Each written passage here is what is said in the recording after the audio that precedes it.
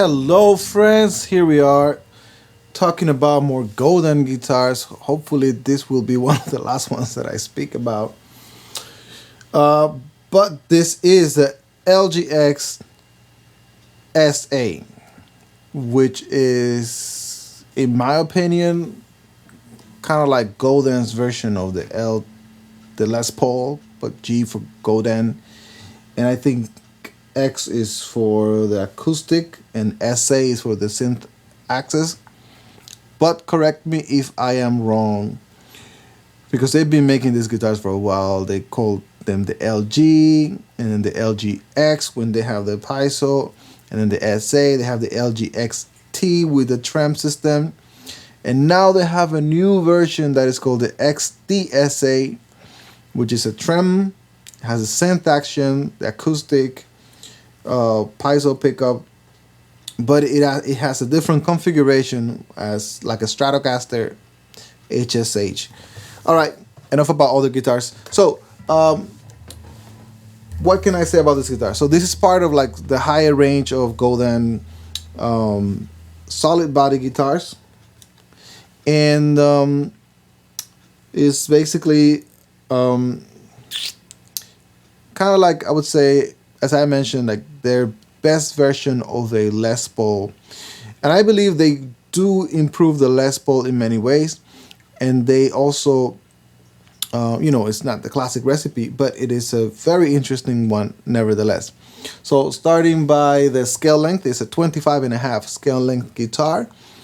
That point is not like a Les Paul, which is say 24.75 scale length. But it does share the Tunomatic bridge, although this one has a recess, so it's like sunk into the body. And these very interesting slots that I only have seen this in many of the Godin guitars. And this brass piece in the back for the string through.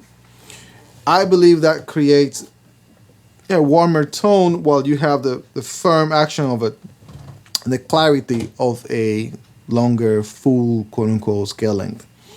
All right, then you have two humbucker configuration with a 5-way switch. For up position, you have humbucker, single coil, two single coils. Some people say it's two humbuckers. I am pretty sure it's two single coils.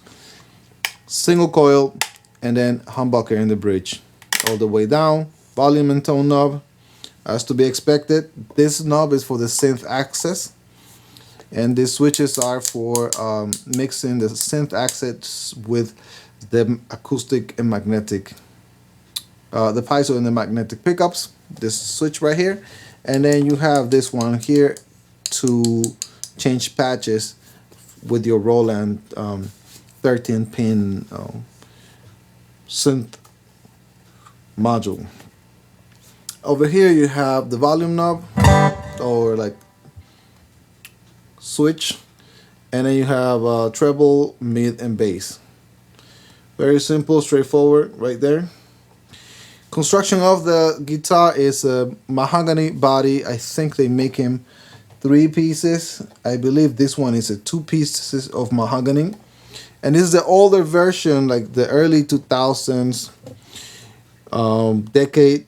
They were still using a plate with the Godin logo. Now they use just big old screws with some bushings.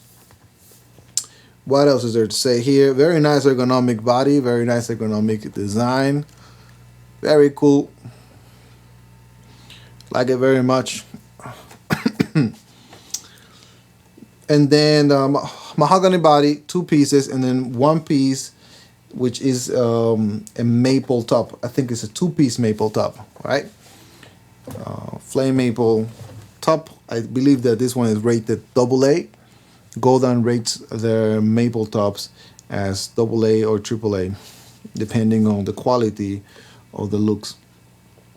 That being said, it's a true maple cap, not just a veneer. When I received this guitar, it was broken in the neck, so I repaired that. And these older models have a mahogany body, like pretty much almost all of the Godin guitars that I've ever seen or played or had. But this one was painted, and I felt it was a shame because, a mahogany neck is so beautiful. So I sanded it down and I painted it with tongue oil. and it turned out to be really nice, really beautiful, and it feels brand new. Like that's something I'm extremely picky about, which is how my neck of my guitars feel. And when I have a guitar that is worth it, I refinish the neck, and I'm very happy with what I got with this guy. The tuners are standard. Unfortunately, whoever had this guitar before me installed a very poor version of a 0 fret, so I'm gonna have to fix that. I could never get the action to the point that I wanted in this guitar. Because of that poor job at the 0 frets, so I'm gonna have to put the tusk nut. And we have an ebony fretboard. As I mentioned before, now they're using rich light in many of their models, but before they were using ebony wood.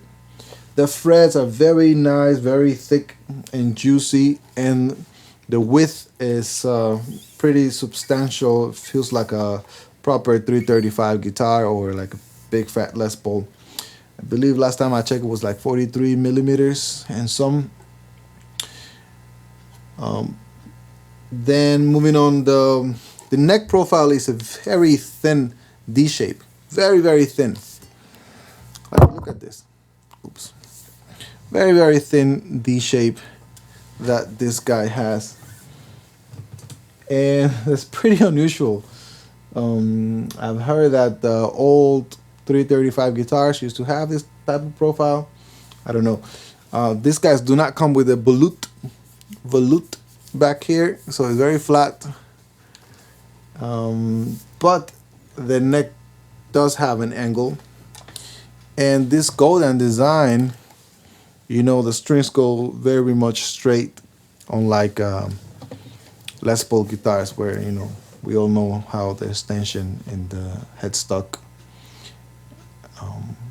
and FX tuning.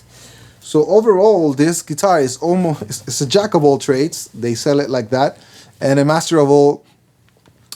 What can you not get from this guitar?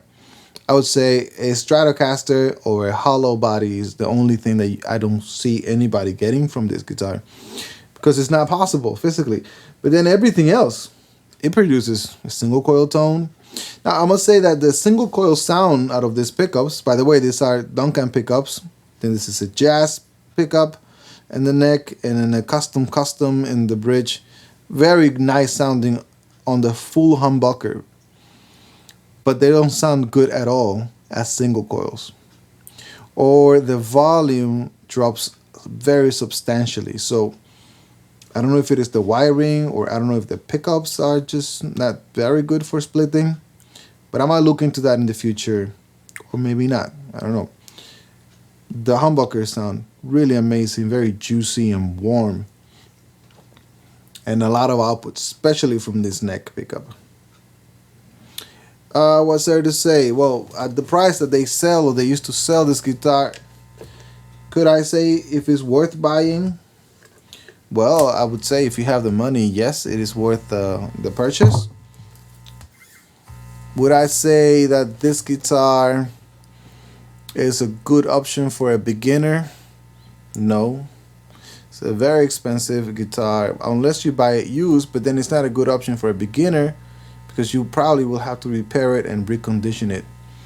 So this is a good investment for somebody that knows what they're doing and can repair an instrument and bring it to condition. It is a great opportunity for folks wanting to learn about high-end guitars and wanting to trade.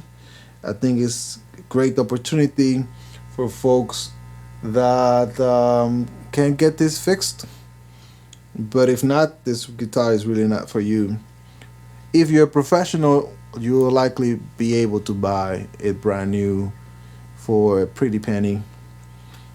What would I likely use this guitar for? Well, number one, MIDI and synth access control.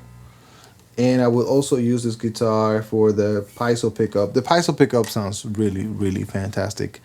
The system that Godin uses in all of their guitars is very good, but the ones that have the individual pickup saddles is really much better. One word of caution is that these saddles do tend to wear out. So, for example, this particular one, the low E string, it has worn out, so it produces much lower volume than the other ones, the other strings. So look at this. See? It don't work. That is because the sweat and the dirt of the hand touching those contact points tends to wear out these pickups, and over time this is one of the things that you will most likely have to change maybe once every 10-12 years with these guitars.